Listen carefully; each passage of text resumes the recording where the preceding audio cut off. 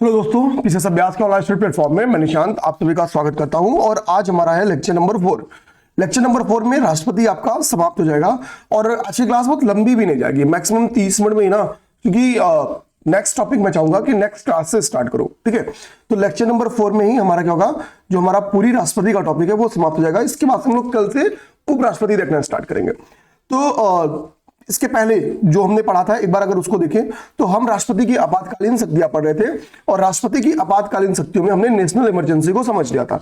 National emergency जिसका प्रावधान article 352 में है, उसको भी बहुत डिटेल देखा था कि उसका आधार क्या है, ठीक है, कब उसमें कॉन्स्टिट्यूशनल अमेंडमेंट करके क्या क्या चीजें जोड़ी गई वो चीज हम लोग देखा, कब तक प्रभावी रहेंगी, उसका प्रभाव क्या रहेगा और सब चीज, मतलब जो भी फंडामेंटल राइट्स पे उसकी क्या इंपैक्ट है, अब तक कितनी बार लगाई जा चुकी है, एक एक चीज हमने डिटेल में देखा था। ठीक है, आज से हम स्टार्ट करेंगे अपना राष्ट्रपति शासन आर्टिकल 356। देखो, आपातकालीन शक्तियों में आपको 4 आर्टिकल जोड़ना है, ध्यान दो। 352 में 4 जोड़ोगे 56 और 4 जोड़ोगे 360, तो केवल 4 जोड़ो, आपको आपका नेक्स्ट आर्टिकल्स मिलना स्टार्ट हो जाएंगे। तो राष्ट्रपति शासन आर्टिकल 356। देखो, अभी हाल ही में आपको देखने को मिला होगा कि एक जगह पे मणिपुर में क्या हुआ, राष्ट्रपति शासन लगाया गया और मणिपुर में ये 13वीं बार है राष्ट्रपति शासन लग रहा है। ये 13वीं बार है राष्ट्रपति शासन लग रहा है। मैं इसको आपको न्यूज के तहत दिखाता हूं। ठीक है, देखिए, आप जब न्यूज में जाओगे, मतलब प्रेसिडेंट रूल सर्च करोगे तो आपको न्यूज सेक्शन में आने पे आपको सीधा दिख रहा होगा। ठीक है, ठीक है, पार्टीज मांग करती रहती है, वो अलग की बात है। अभी रिसेंट में क्या हुआ, प्रेसिडेंशियल रूल आपके मणिपुर में लगा है। ठीक, तो पेपर में एक तो ये क्वेश्चन बन क्या सकता है कि भाई सर्वाधिक बार अभी रिसेंट में कहां पे लगा प्रेसिडेंशियल रूल, तो प्रेसिडेंशियल रूल अभी रिसेंट में आपका लगा तो वो मणिपुर में लगा है। ठीक है, लंबे समय तक वहां पे आंतरिक अशांति व्याप्ति। ठीक, तो जाहिर सी बात है कि जो राजनीतिक गतिरोध था वो लंबे समय तक व्याप्त था, चीजें चल नहीं रही थी सुचारू रूप से। तो बेस क्या होता है, देखो प्रेसिडेंशियल रूल लगाया गया, तो प्रेसिडेंशियल रूल का बेस क्या होगा, किस हिसाब से लगाया जाएगा, कब तक प्रेसिडेंशियल रूल को एक्सपेंड किया सकता है, विस्तारित किया सकता है, कई उसका इंपैक्ट क्या पड़ेगा, ये सभी चीजें तो अभी हम लोग देख लेंगे। लेकिन हमने देखा कि भाई अभी रिसेंट में क्या हुआ कि प्रेसिडेंट रूल लगाया गया कहां पे, तो रिसेंट में लगाया आपके प्रेसिडेंट रूल वो है मणिपुर में। ठीक, तो ये चीज हमने देख लिया। अब देखो बात होती कि आर्टिकल 356 का यूज जब राष्ट्रपति करता है तो कैसे करता है। तो देखो क्या रहा है कि आर्टिकल 356 के तहत यदि किसी राज्य में संवैधानिक तंत्र विफल हो जाता है, यानी जब किसी राज्य का प्रशासनिक व्यवस्था संविधान के अकॉर्डिंग ना चले, तो होगा क्या, तो राष्ट्रपति राज्य में राष्ट्रपति शासन लागू कर सकते हैं। ठीक है, अब हम लोग देखेंगे मणिपुर में, इसका एग्जांपल सबसे अच्छा क्या है रिसेंट का, मणिपुर सबसे सेट एग्जांपल क्या है, मणिपुर है। अब हमको पता है कि भाई कि मणिपुर और उसके जो समीपवर्ती राज्य है, भाई वहां पे लंबे समय से क्या कर रहा है, एक क्लैश चल रहा है, एक टकराव चल रहा है, हिंसा की कई सारी घटनाएं हमने मणिपुर में देखा और लंबे समय तक मांग भी थी कि भाई मणिपुर में क्या किया जाना चाहिए कि प्रेसिडेंशियल रूल लगाया जाना चाहिए। खैर वो अभी लग गया। एक तो समझ गए, यानी सीधी सी बात है कि मणिपुर में क्या है, संवैधानिक तंत्र क्या हो गया होगा, विफल हो गया होगा। और इसी आधार पे क्या हुआ कि भाई आर्टिकल 356 का यूज करते हुए वहां पे राष्ट्रपति शासन लगा दिया गया। अब आगे देखेंगे विस्तार कैसे होगा। विस्तार का क्या है कि भाई 2 माह के भीतर आपको पहली बात कि भैया पार्लियामेंट से आपको मंजूरी लेनी पड़ेगी। तो राष्ट्रपति शासन पे संसदीय नियंत्रण स्थापित किया गया है। कैसे कि आपको 2 माह के अंदर अगर प्रेसिडेंशियल रूल लगाना है, आगे बढ़ाना है, तो आपको क्या करना होगा कि संसद का अनुमोदन लेना होगा। ठीक है, और संसद अनुमोदन कैसे करेगी, तो सिंपल मेजॉरिटी से, साधारण बहुमत से क्या करेगी, संसद आपको अनुमति दे देगी और 6 माह के लिए इसको क्या कर देगी, विस्तारित कर देगी। अब इससे भी आगे फिर आपको बढ़ाना है तो पुनः आपको इसी प्रक्रिया, अनुमोदन की प्रक्रिया से गुजरना पड़ेगा। ठीक है, तो यानी क्या है कि मणिपुर में 2 माह के भीतर मणिपुर में प्रेसिडेंशियल रूल का क्या करना है, तो पार्लियामेंट में वोटिंग होगी, अगर साधारण बहुमत से पारित हो गया तो 2 माह से एक्सटेंड कर दिया जाएगा और ये आगे चलता रहेगा। ठीक है, आगे चलता रहेगा, लेकिन आगे कितना लंबा चल सकता है और आगे इसके बढ़ने की, यानी इसके विस्तारित होने की क्या क्या शर्तें हैं, इसमें भी क्वेश्चन बन के आ सकता है। ठीक है, इसके पे भी आपकी क्वेश्चन बन के आ सकता है। ठीक है, एक सेकेंड। ठीक है, बैटरी ने इंडिकेट किया है कि भाई साहब क्लास आपकी रुक सकती है, वरना इसको चार्जिंग में लगा लो। हमारा काम है सुझाव मानना। ठीक है, हो गया चार्ज, हाँ स्टार्ट हो गया। ठीक है, तो देखिए क्या है कि इस प्रक्रिया से आप 1 साल तक, साधारण बहुमत की प्रक्रिया से आप 1 साल तक किसी स्टेट में क्या कर सकते हो, किसी स्टेट में राष्ट्रपति शासन यानी प्रेसिडेंशियल रूल को विस्तार कर सकते हो, एक्सटेंड कर सकते हो। लेकिन अगर कह रहा है कि यदि किसी राज्य में 1 वर्ष से अधिक समय के लिए अगर आपको प्रेसिडेंशियल रूल लगाना है, 1 साल तक तो सिंपल मेजॉरिटी के दम पे 1 ईयर तक आप चलते रहोगे, कोई दिक्कत की बात नहीं है। लेकिन अगर आपको 1 ईयर पार करना है, 1 ईयर पार करना तो क्या करना है कि 2 शर्तों की आवश्यकता है। वो 2 शर्तें कौन सी हैं? तो शर्त नंबर 1 कि देश के भीतर आपातकाल लागू हो। तो पहली शर्त क्या है कि अगर आपातकाल लागू है देश के भीतर तो प्रेसिडेंशियल रूल आगे बढ़ा दो, कोई दिक्कत की बात नहीं है। अगर आपातकाल लागू नहीं है देश में तो दूसरी शर्त यह है कि भाई चुनाव कौन कराएगा, चुनाव कौन कराएगा? Election commission. तो इलेक्शन कमीशन ये कह दे कि अभी चुनाव करा पाना संभव नहीं है, क्योंकि भाई अगर इलेक्शन कमीशन चुनाव ही नहीं करा पाएगा तो फिर चुनाव होगा ही नहीं, ठीक है, या न्याय संगत चुनाव नहीं हो पाएगा अगर दबाव में करवाएंगे तो सीधी सी बात है, अगर इलेक्शन कमीशन ये कहता है कि भैया इस समय चुनाव कराने की परिस्थितियां व्याप्त नहीं है तो भी क्या हो सकता है कि फिर आपका जो राष्ट्रपति शासन है वो इसी प्रक्रिया के तहत एक्सटेंड होना स्टार्ट हो जाएगा, विस्तार होना स्टार्ट हो जाएगा। इसके लिए 2 टर्म्स आपको दिमाग में रखना है। एक तो यहां पे 2 माह वर्ड है, 2 माह के भीतर आपको क्या करना होगा? साधारण बहुमत की आवश्यकता है, ठीक है, 2 माह के भीतर आपको साधारण बहुमत की आवश्यकता पड़ती है, ठीक है। और यहां हमने क्या पढ़ा था राष्ट्रीय आपातकाल में कि 1 माह के भीतर, डिफरेंस समझना, राष्ट्रीय आपातकाल में है कि 1 माह के भीतर आपको विशेष बहुमत से पारित कराना है अगर राष्ट्रीय आपातकाल विस्तार करना है तो। संसद का नियंत्रण स्टेब्लिश किया गया। और वही प्रेसिडेंशियल रूल में क्या कहा जा रहा है?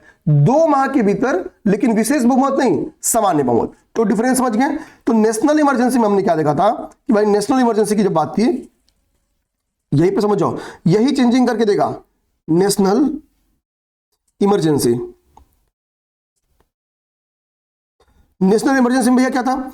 तो नेशनल इमरजेंसी में यह था कि आपको 1 मंथ, 1 माह के भीतर एक तो अनुमति चाहिए अगर आपको एक्सटेंड करना है, दूसरा सिंपल मेजॉरिटी नहीं, विशेष बहुमत, विशेष बहुमत की आवश्यकता थी, बहुमत की आवश्यकता थी। और इसके तहत आपको क्या करना था? पास कर लेना था। यह तो था नेशनल इमरजेंसी का हिसाब किताब। लेकिन अगर प्रेसिडेंशियल रूल लगेगा, ठीक है, प्रेसिडेंशियल रूल लगेगा तो भैया उसका क्या कॉन्सेप्ट है? तो 1 माह के अंदर, सॉरी 2 माह के अंदर, एक नहीं, यहां पे 2 माह है, 2 मंथ प्लस विशेष बहुमत जगह क्या?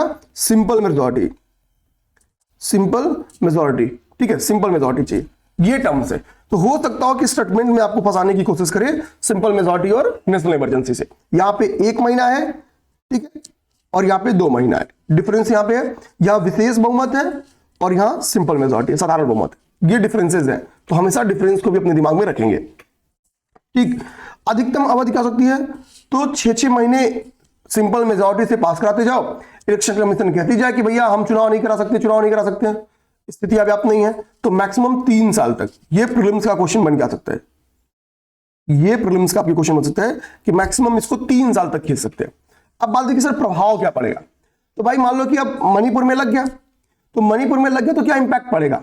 तो पहला इंपैक्ट, राज्य विधानसभा निलंबित या भंग की जा सकती है। अभी हुआ भी है, मणिपुर के मुख्यमंत्री ने क्या किया? रेजिग्नेशन कर दिया, और वहीं से क्या होता है कि पूरी की पूरी विधानसभा भंग हो गई, ठीक। तो राज्य विधानसभा निलंबित या भंग की जा सकती है। तो एक तो बात ही आ गई, हुआ भी है, हमने देखा भी है रिसेंट में। राज्य के प्रशासनिक अधिकार राज्यपाल के माध्यम से कहां चलेगा?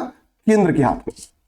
मतलब अब यहां पे क्या होगा कि केंद्र लॉस, जो स्टेट लिस्ट है, तो स्टेट लिस्ट पे काम कौन करेगी? तो मणिपुर के लिए फॉर एग्जांपल अब काम करेगी कौन? सेंटर काम करेगी, और उसको राज्यपाल के अकॉर्डिंग चला जाएगा। मतलब राज्यपाल को निर्देशित करेगी, भैया आपको प्रशासनिक ढांचा को इस हिसाब से चलाना है, राज्यपाल उस हिसाब से चलाएगा, ठीक है। तो केंद्र के हाथ में आ जाएगी। अब अगली बात आती है कि सर नेक्स्ट इंपैक्ट क्या पड़ेगा, ठीक है।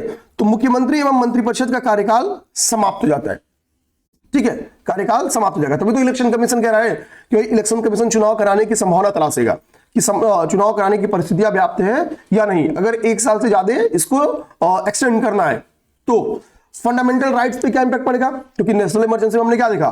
नेशनल इमरजेंसी में हमने देखा कि भाई जो फंडामेंटल राइट है, तो फंडामेंटल राइट में आर्टिकल 19 तो स्वतः निलंबित हो गया, वो जैसे लगा ये सरेंडर कर दिया, भाई मैं तो गया।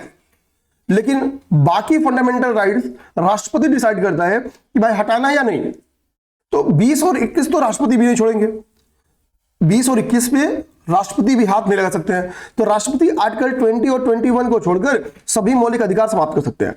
तो हमने क्या देखा कि भाई नेशनल इमरजेंसी का इंपैक्ट आपको फंडामेंटल राइट्स पे दिखाई पड़ रहा है, लेकिन क्या प्रेसिडेंशियल रूल का इंपैक्ट आपको फंडामेंटल राइट्स पे दिखाई पड़ेगा? तो कोई प्रभाव नहीं पड़ता है। यानी जो वहां पे था कि भैया आर्टिकल 19 स्वतः समाप्त हो जाएगा, तो यहां स्वतः समाप्त नहीं होगा। वहां क्या था, राष्ट्रपति चाहे तो 20-21 को छोड़ के अन्य सभी फंडामेंटल राइट्स को हटा सकते हैं, निलंबित कर सकते हैं, सस्पेंड कर सकते हैं, लेकिन यहां पे ऐसा कुछ भी नहीं है। यानी कोई इंपैक्ट नहीं है, कोई प्रभाव नहीं है। ठीक है, बस समझ जाओ प्रशासन चलाने की जिम्मेदारी केंद्र के हाथ में आ गई। अब देखो कैसे समाप्त किया जा सकता है। वहां तो हमने देखा भाई कि 6-6 महीने पे आप, एक तो प्रक्रिया ये थी, एक तो भाई सिंपल सी बात क्या कि राष्ट्रपति वापस ले, राष्ट्रपति को लग जाए कि भाई कि अब यहां पे 2 महीने हो गए और यहां पे अब करा लेना है, इसी से बात कर ले भाई चुनाव ना हो सकता, हाँ ठीक है, तो ठीक है, राष्ट्रपति खुद ही बात वापस ले कि भाई मैं प्रेसिडेंशियल रूल को वापस लेता हूं, खत्म बात। तो बात ही यहीं पे खत्म हो गई। और राष्ट्रपति वापस कैसे लेगा? तो भाई जाहिर बात है राष्ट्रपति कुछ भी करेंगे तो केंद्रीय मंत्रिमंडल बताएगी, वही करेंगे। दूसरा, 6 माह बीत जाने के पश्चात संसद अनुमोदन ना करे। भाई पहले तो आपको 2 महीने पे क्या करना है कि सिंपल मेजॉरिटी से पास कराना है, और है 6-6 महीने पे इसी प्रक्रिया को अपनाएंगे। तो भाई 6 माह पश्चात संसद क्या करे, अनुमोदित ना करे सिंपल मेजॉरिटी से, तो संसदीय नियंत्रण भी स्टेब्लिश किया गया है।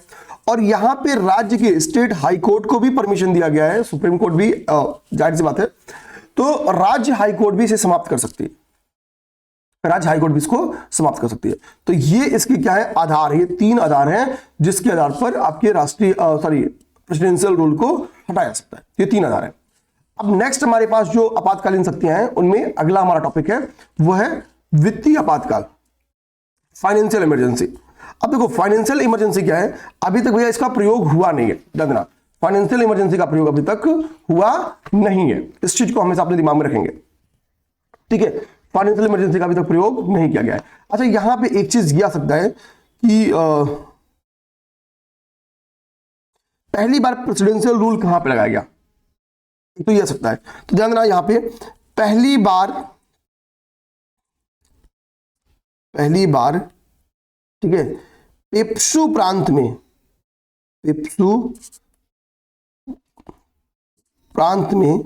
ठीक है, कब, 1951 में आपके प्रेसिडेंशियल रूल राष्ट्रपति शासन को लगाया गया।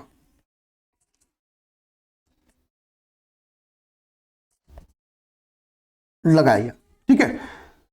सेकेंड, मैक्स अधिकतम कब लगाया गया, कहां पर लगाया गया है, सर्वाधिक। तो अभी हमने पढ़ा कि अभी रिसेंट में कहा, तो रिसेंट में हमने पढ़ा कि भाई मणिपुर में लगाया गया। रिसेंट में कहां लगाया गया, मणिपुर में, ये तो हमने पढ़ा ही है। ठीक है, लेकिन मणिपुर में जब लगाया गया, क्या इसके पहले मणिपुर में कितनी बार लगाया जा चुका है, तो इसके पहले 12 बार मणिपुर में लगाया जा चुका था, और अभी 13वीं बार मणिपुर में लगाया गया। तो जब 12 बार मणिपुर में लगा था, अभी क्या है, मणिपुर में हाईएस्ट टाइम लगा है, सर्वाधिक बार जो राष्ट्रपति शासन लगाया वो मणिपुर में लगा है, और मणिपुर में एक ऐड भी हो रहा है। तो अब टोटल मणिपुर में कुल कितनी बार राष्ट्रपति शासन लग गया, तो 13वीं बार, 13 बार मणिपुर में राष्ट्रपति शासन लग चुका है। ठीक ना, इसी चीज को मैं यहां पे लिख देता हूं, मैक्स मणिपुर में,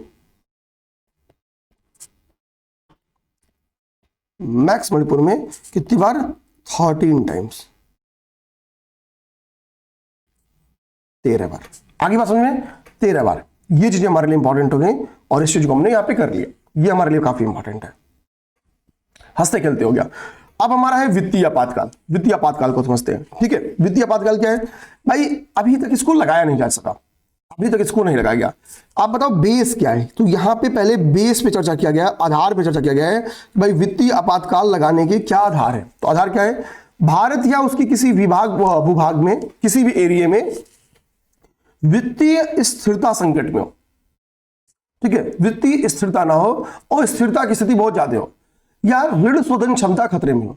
बात की जा रही थी कि हो सकता हो कि कोविड के ड्यूरेशन में लंबा समय तक लॉकडाउन चला, तो हमको क्या करना पड़े, वित्तीय आपातकाल लगाना पड़े, लेकिन सोचो भारत फाइनेंशियली कितना स्टेबल है कि हमने लंबे समय तक कोविड में लॉकडाउन लगाया, भारत की इकोनॉमी खूब प्रभावित हुई, बट हमने जो वित्तीय आपातकाल है, जो फाइनेंशियल इमरजेंसी है, उसको घोषित नहीं की। तो बेस क्या है? तो भाई भारत के किसी एरिया में प्रेसिडेंट इस बात से सेटिस्फाइड हो जाए कि भैया भारत का कोई एरिया क्या है कि अब जो वहां पे फाइनेंशियल स्टेबिलिटी है वो है नहीं, फाइनेंशियल स्टेबिलिटी नहीं है, और जो उसकी ऋण शोधन क्षमता है यानी क्रेडिट है वो भी क्या हो, वो बहुत थ्रेटेंड हो, खतरे में हो, तो फिर अभी तक लगाया नहीं गया है। अब आते हैं, हम लोग समझते हैं इसके प्रभाव को। प्रभाव क्या पड़ेगा? तो प्रभाव समझो क्या है कि राज्यों का धन विधेयक राष्ट्रपति की पूर्व अनुमति के बाद सदन में लाया जाएगा। अगर मान लो लगा दिया गया, अगर लग गया तो क्या इंपैक्ट पड़ेगा? तो पहला जो इंपैक्ट पड़ेगा वो पड़ेगा धन विधेयक के ऊपर। राज्यों का धन विधेयक क्या होगा कि अब राष्ट्रपति से पूर्व अनुमति के बाद ही संसद में लाया जा सकेगा, पहली शर्त। दूसरा, वेतन में काफी संशोधन देखने को मिलेगा। भाई इमरजेंसी की स्थिति है तो हम सबको वेतन तो दे नहीं सकते हैं, तो हम क्या करेंगे, उसमें कटौती करेंगे। देखो, तो राष्ट्रपति और राज्यपाल इसके अपवाद है। राष्ट्रपति और राज्यपाल क्या है? अपवाद है। फाइनेंशियल इमरजेंसी के भी कंडीशन में राष्ट्रपति एवं राज्यपाल के वेतन मिलते रहेंगे, नहीं कटेंगे। ये अपने से भले छोड़ दें, कोविड में बहुत सारे लीडर्स ने क्या किया था, तनख्वाह लेना बंद कर दिया था। हमने इसके बेस्ट एग्जांपल देखे थे कोविड में, ठीक है। तो राष्ट्रपति सभी कर्मचारियों के वेतन, यहां पे क्या लिखा है, राष्ट्रपति सभी कर्मचारियों के वेतन और भत्तों में कटौती के निर्देश दे सकता है, सभी कर्मचारियों के, ठीक, वेतन और भत्तों में कटौती के निर्देश दे सकता है। यही राज्यपाल स्टेट में करेगा। भाई राष्ट्रपति जो बोल देगा राज्यपाल को करना ही करना है।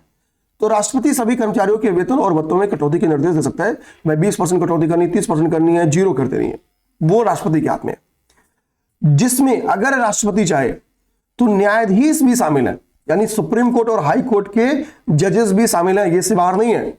अगर राष्ट्रपति चाहे तो निर्देश दे कि इनके भी पेमेंट और वेजेस काट देने हैं, तो इनके भी वेतन और भत्ते काटे जा सकते हैं।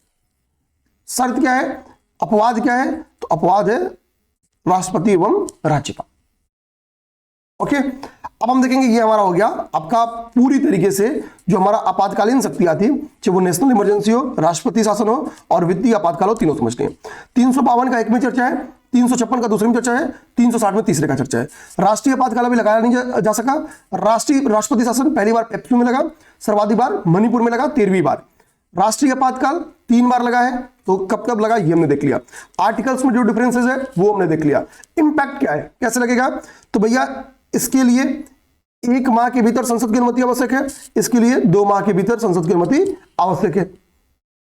अब इसमें किसी स्पेशल प्रोविजन की बात नहीं है, राष्ट्रपति लगा सकता है, ठीक। अब आ जाओ यहां पे 6 महीने में क्या है, यहां पे 6 महीने में आपको विशेष बहुमत से पारित कराना है, यहां पे हर 6 महीने में आपको सिंपल मेजॉरिटी से पारित कराना है। इसकी मैक्सिमम टाइम पीरियड कितना हो सकती है? 3 साल हो सकती है मैक्सिमम। राष्ट्रपति शासन कितना? 3 साल, ठीक है। हमने पढ़ा ना कि राष्ट्रपति शासन क्या है, अधिकतम 3 साल तक चल सकती है, अधिकतम 3 साल तक, ठीक। और इसी क्या बोलते कि भाई चुनाव करा पाना संभव नहीं है, तो ये चल जाएगा। फंडामेंटल राइट्स पे क्या है, तो राष्ट्रपति आपात के, नेशनल इमरजेंसी के फंडामेंटल राइट पे इंपैक्ट है, लेकिन राष्ट्रपति शासन के फंडामेंटल राइट पे इंपैक्ट नहीं है, कोई प्रभाव नहीं है। तो डिफरेंसेस भी हमने क्लियर समझ लिया। अब हमारे पास जो हमारा अगला टॉपिक आता है वो है आर्टिकल 361। आर्टिकल 361 अब एक बार समझेंगे कि भाई आर्टिकल 361 है क्या। आर्टिकल 361 है क्या, इसको देखते हैं क्या है। तो यहां पे समझेंगे तो बेसिकली यहां पे आर्टिकल 361 में, अनुच्छेद 361 में थोड़ा विशेषाधिकार के ऊपर बात है। राष्ट्रपति की कुछ विशेषाधिकार मिले हैं ताकि भाई उनके कार्यकाल के दौरान ऐसा ना हो कि कार्य प्रभावित हो। अब क्या राष्ट्रपति को विशेषाधिकार मिले हैं उसकी चर्चा करते हैं। यहां पे कहते हैं राष्ट्रपति को विशेषाधिकार।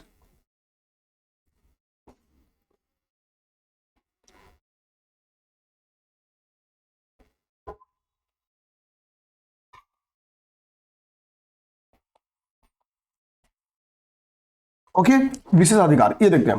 तो विशेषाधिकार है क्या, तो क्या कह रहा है, राज्यपाल के पास भी विशेषाधिकार है, लेकिन अभी हम लोग क्या करते हैं, बात करते हैं राष्ट्रपति पे। तो यहाँ पे ठीक है ध्यान देना। तो आर्टिकल 361 कहता है कि राष्ट्रपति को, ठीक है, यहां पे आओ, राज्यपाल वाला टर्म्स काट देते हैं, ठीक है। राष्ट्रपति बोले तो वहां पे राज्यपाल का उनके खिलाफ देख लेंगे उसी समय। तो लिखा है कि राष्ट्रपति को अपने पद के कार्यों और कर्तव्यों के संबंध में किसी भी न्यायालय में किसी अपराध के लिए उत्तरदायी नहीं ठहरा जा सकता है। तो पहला क्या सिक्योरिटी है कि अपने पद के कार्यों और कर्तव्यों के संबंध में, जानना, अपने पद के कार्यों और कर्तव्यों के संदर्भ में आप इनको कोर्ट में नहीं बुला सकते हो। प्रेसिडेंट और गवर्नर को, गवर्नर कोर्ट में इसके लिए क्या है, आंसरेबल नहीं है, ठीक है भाई, इनको आप कोर्ट में नहीं बुला सकते हो। तो पहला तो ये हो गया, यानी अगर आप ये नहीं कर सकते हो कि भाई इन्होंने गलत प्रेसिडेंशियल रूल लगाया और हम इनको कोर्ट में बुलाएंगे, तो ऐसा नहीं कर सकते हो, सीधी सी बात। अगला क्या है, उनके कार्यकाल के दौरान, जो टाइम पीरियड है 5 साल का, उनके कार्यकाल के दौरान उनके खिलाफ कोई आपराधिक, या पे ध्यान देना, कोई आपराधिक कार्यवाही प्रारंभ नहीं की जा सकती है, कोई भी आपराधिक कार्यवाही प्रारंभ नहीं की जा सकती है।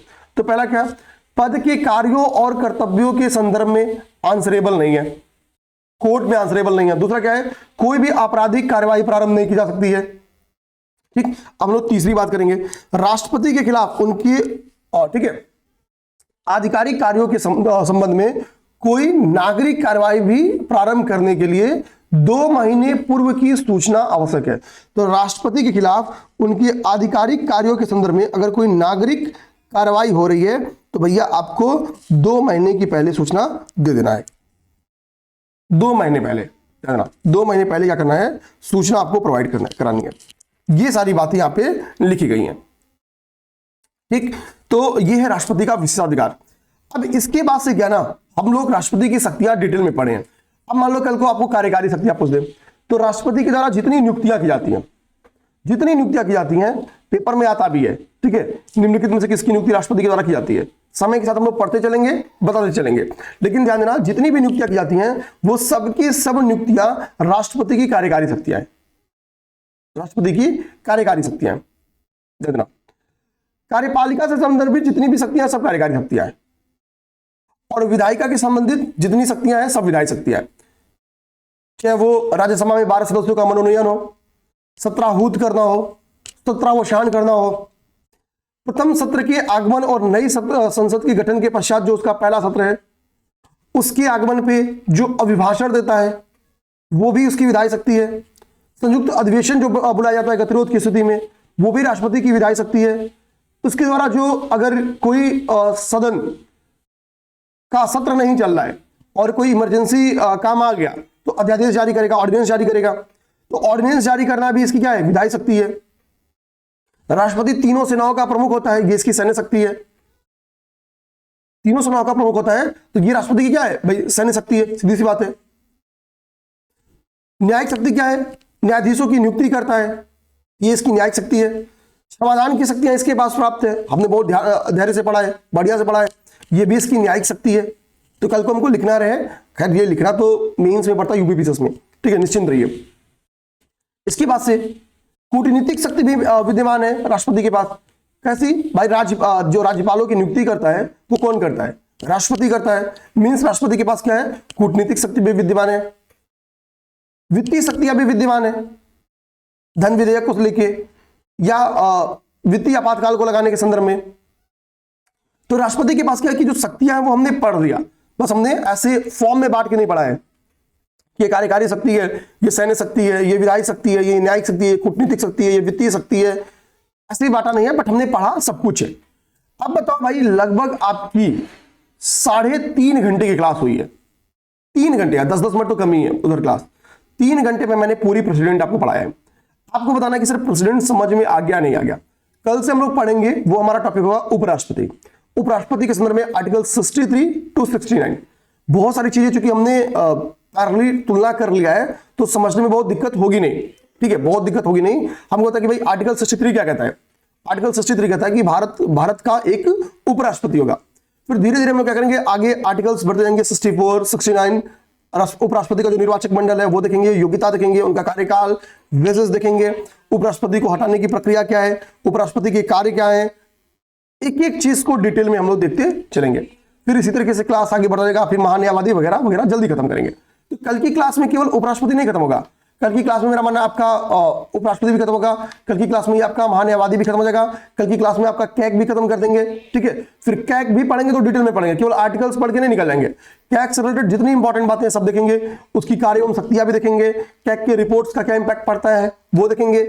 फिर कोशिश करेंगे कि कल आपका प्रधानमंत्री स्टार्ट हो जाए, नहीं स्टार्ट होगा तो नेक्स्ट क्लास में कर लेंगे। लेकिन कल हमारा राष्ट्रपति और प्रधानमंत्री के बीच में जो टॉपिक्स हैं वो खत्म हो जाएंगे। अब स्पीड बहुत तेज रहेगी क्योंकि राष्ट्रपति मेजर टॉपिक था, वो खत्म हो गया ना, अब दिक्कत खत्म। ठीक है, तो मिलते हैं नेक्स्ट क्लास में। जय हिंद।